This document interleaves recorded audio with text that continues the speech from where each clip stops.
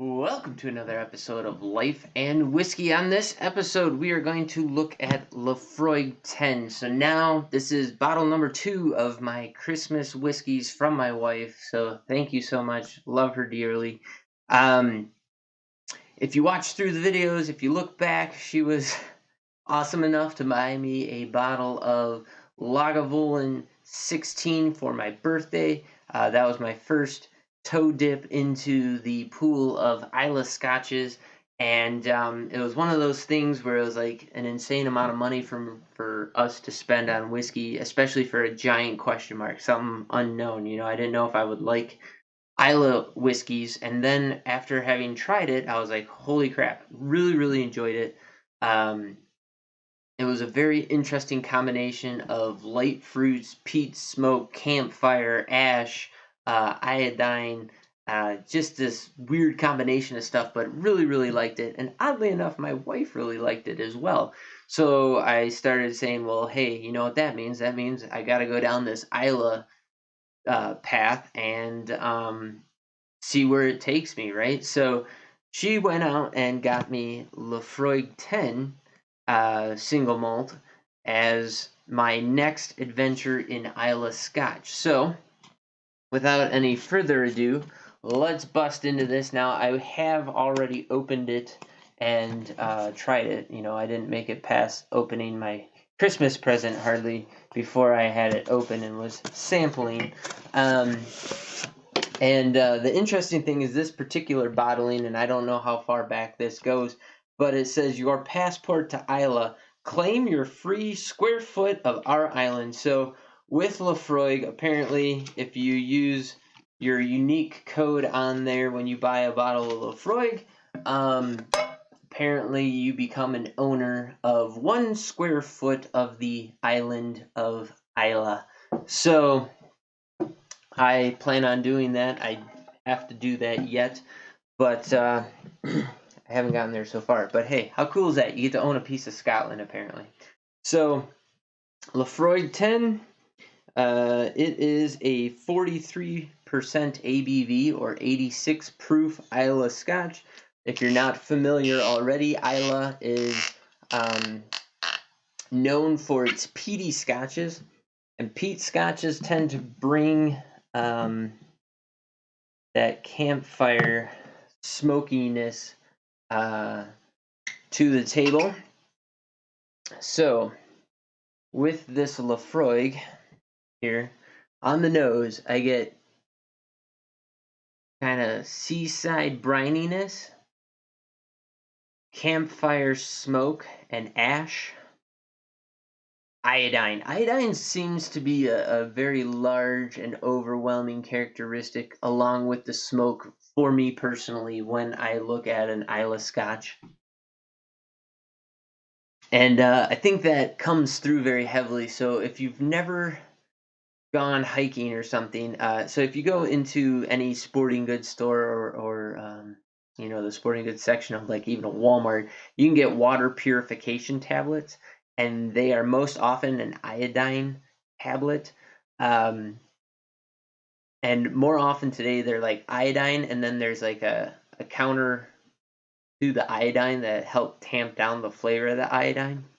So the iodine kills any bacteria and stuff that's in your water if you're out drinking out of a mud puddle or something in the backcountry. And then the counter to it kind of strips out that iodine flavor a little bit, tamps it down so it's not quite so iodiney. But anyways, where I'm going with that is having drank that iodine water before, it just like brings you right back to it. The other smell I get out of these Islas are, as a kid growing up, we used to have these big bonfires, and we would take and douse that fire with water when we'd all go to bed, so that when the wind picked up at night, it wasn't blowing ash and stuff all around and starting wildfires. And take you maybe like 15, 20 minutes of dousing stuff with wire to really tamp down that fire. And just the smell of the smoke coming off the fire, the steam, as you're putting it out, and then like the ash mixing with the water, all those smells just kind of come forward in this glass for me. So There you go. I know that doesn't sell a whiskey to most people hearing those types of ideas.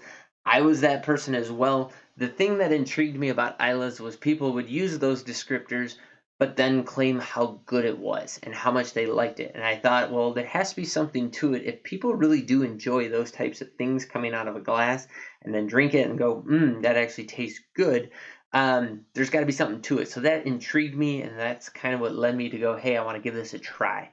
And I highly encourage you to do the same.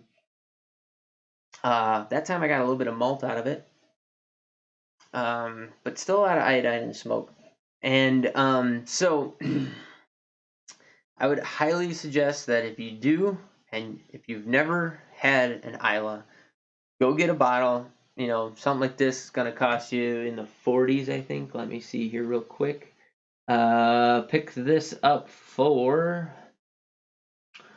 Laphroaig 10. This one's a little bit more expensive. This was $62.09 for this Laphroaig 10. And then there's different variants of this as well, different bottlings. But pick out a bottle of this, pour a glass. You know, if you get a chance to try an Islay, so you don't have to buy the whole bottle, go to a nice high-end bar, give it a try. You know, just get a neat pour of it sometime.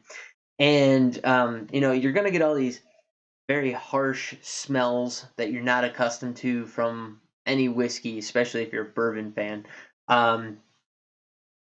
But just sit with it and, you know, sip it, taste it, try it. Even if you're repulsed by it when you start, work your way through it, because my experience has been every single sip that I have tried has changed each time I go back to it. So it seems to me that these Islas really start to open up and change in flavor and nose every time. But with that, enough talking, start drinking. Here we go.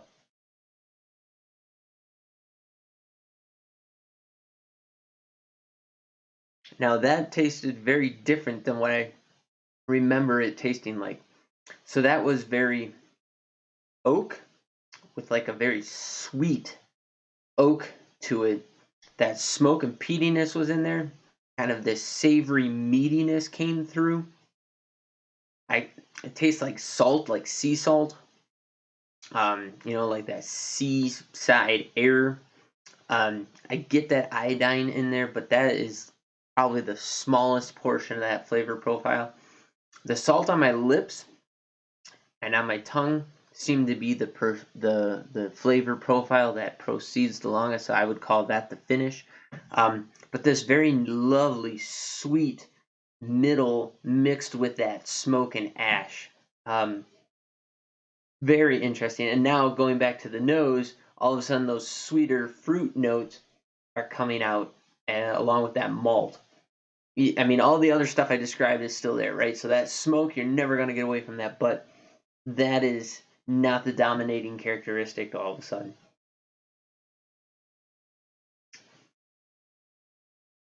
The malt, smoke, that peaty earthiness moves into this sweet, buttery, creamy mouthfeel, like a butter caramel, or a honey. Maybe a honey's better than a caramel, but like a creamy honey, if that makes any sense. And then into this briny, salty savoriness. I don't know. All I can say is I really like it. It's very, very good. Um, you know, there's nothing I can say about this that hasn't already been said, but I will say it's worth exploring sometime when you have the time to just sit and enjoy. Definitely a cigar or pipe type whiskey. If you know, like me, I plan on taking this kind of stuff with me when I go fly fishing next time, where I can kick back, relax, and just take a half hour and enjoy myself. I think that is what this kind of stuff was made for. Extremely good. I've got nothing bad to say about it. It is a little spendy. That might be the downside to it. So if you don't get a chance to try it before you buy it, you know, you're gonna be running that $60 mark. But in my opinion, it's well worth it.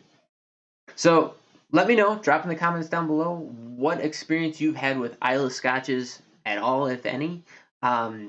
And if you've had Laphroaig 10 before, let me know what you think of that. If you think I'm nuts and you think this tastes like campfire, I'm not going to disagree with you because there's definitely that element to it. But go ahead and drop that down below. If you haven't already, please consider liking and subscribing both here on YouTube. If you're watching this on YouTube, if you're watching this on BitChute, great. Please continue. If you haven't already subscribed there, please do that.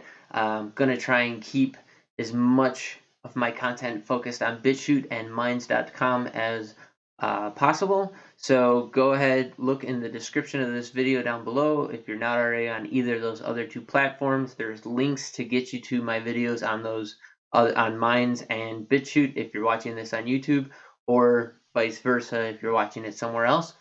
As always, let me know what you can buy a bottle of Laphroaig 10 for in your area. Go ahead and drop that down in the comments below. And as always, thank you so much for watching. I appreciate every single one of my audience members. I got about 42 of you that are subscribed on YouTube right now. I think I got like 14 on BitChute and maybe like 7 or 8 on Minds.com that are actually subscribed. So if you haven't already, please go ahead and subscribe. I know my #1 video on YouTube right now has like 599 views, something like that. That was my budget series. So even if, 1/5 of you could all subscribe, that'd be great. That'd really help me out here. But I'll stop begging and pleading with that. Thanks for watching. As always, have yourselves a great day, and we'll catch you in the next video. God dang, that's a good whiskey.